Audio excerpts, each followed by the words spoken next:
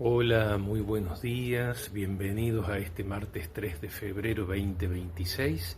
Nos acompañamos hoy también en la memoria libre de San Blas, este obispo armenio del siglo IV y mártir, y San Oscar, obispo misionero del siglo IX por Dinamarca, según San Marcos 5 del 21 al 43. Cuando los textos son muy largos como el de hoy, continúo en el segundo video y en ese segundo video también hago la meditación. En el nombre del Padre, y del Hijo, y del Espíritu Santo. Amén. Cuando Jesús regresó en la barca a la otra orilla, una gran multitud se reunió a su alrededor y él se quedó junto al mar. Entonces llegó uno de los jefes de la sinagoga llamado Jairo, y al verlo se arrojó a sus pies rogándole con insistencia: «Mi hijita se está muriendo, ven a imponerle las manos para que se cure y viva». Jesús fue con él y lo seguía una gran multitud que lo apretaba por todos lados.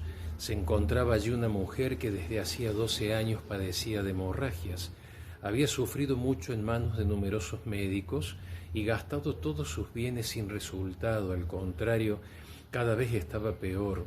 Como había oído hablar de Jesús, se le acercó por detrás entre la multitud y tocó su manto, porque pensaba: con solo tocar su manto quedaré curada. Inmediatamente cesó la hemorragia y ella sintió en su cuerpo que estaba curada de su mal. Jesús se dio cuenta enseguida de la fuerza que había salido de él, se dio vuelta y dirigiéndose a la multitud preguntó: ¿quién tocó mi manto? Sus discípulos le dijeron: ¿ves que la gente te aprieta por todas partes y preguntas quién te ha tocado?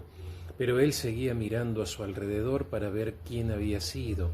Entonces la mujer, muy asustada y temblando, porque sabía bien lo que le había ocurrido, fue a arrojarse a sus pies y le confesó toda la verdad. Jesús le dijo: «Hija, tu fe te ha salvado, vete en paz y queda curada de tu enfermedad». Todavía estaba hablando cuando llegaron unas personas de la casa del jefe de la sinagoga y le dijeron: «Tu hija ya murió, ¿para qué vas a seguir molestando al maestro?». Pero Jesús, sin tener en cuenta esas palabras, dijo al jefe de la sinagoga: «No temas, basta que creas». Y sin permitir que nadie lo acompañara excepto Pedro, Santiago y Juan, el hermano de Santiago, fue a casa del jefe de la sinagoga. Allí vio un gran alboroto y gente que lloraba y gritaba. Al entrar les dijo: «¿Por qué se alborotan y lloran? La niña no está muerta, sino que duerme», y se burlaban de él. Pero Jesús hizo salir a todos, y tomando consigo al padre y a la madre de la niña, y a los que venían con él, entró donde ella estaba. La tomó de la mano y le dijo: «Talitá cum», que significa: «Niña, yo te lo ordeno, levántate». Enseguida la niña, que ya tenía 12 años, se levantó y comenzó a caminar. Ellos entonces se llenaron de asombro y él les mandó insistentemente que nadie se enterara de lo sucedido. Después dijo que le dieran de comer. Palabra del Señor.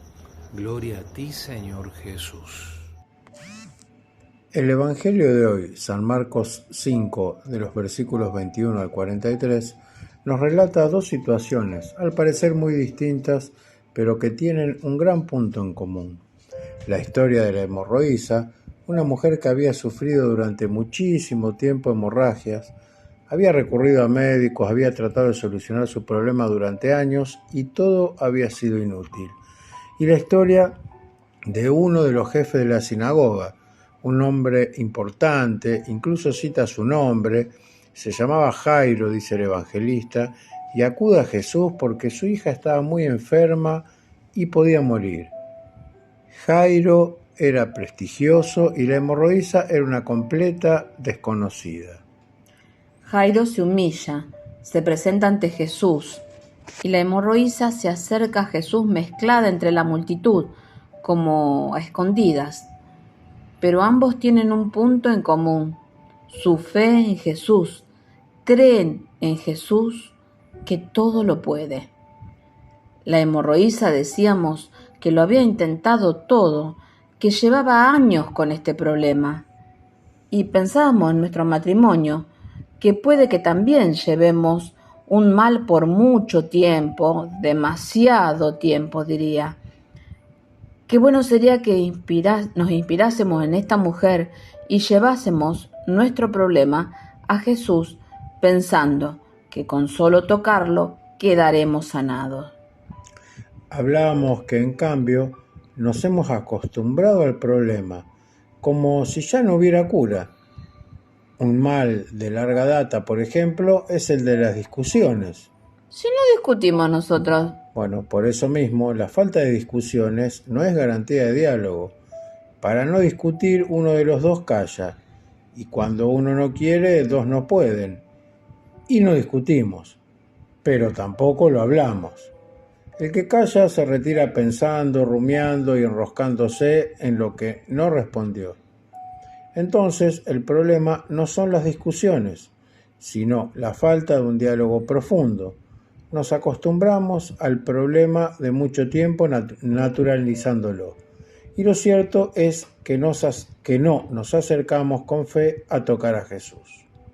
Será el momento entonces de confrontarnos con nuestra fe. Hoy su manto sería el Santísimo en la Eucaristía. Puede que también perdidos entre la multitud logremos que su fuerza sanadora nos libre de este mal. El jefe de la sinagoga, veíamos, no solo cree en Jesús, sino que también le cree. Cuando le dicen que su hija había fallecido, él sigue igual el camino con Jesús, confiando.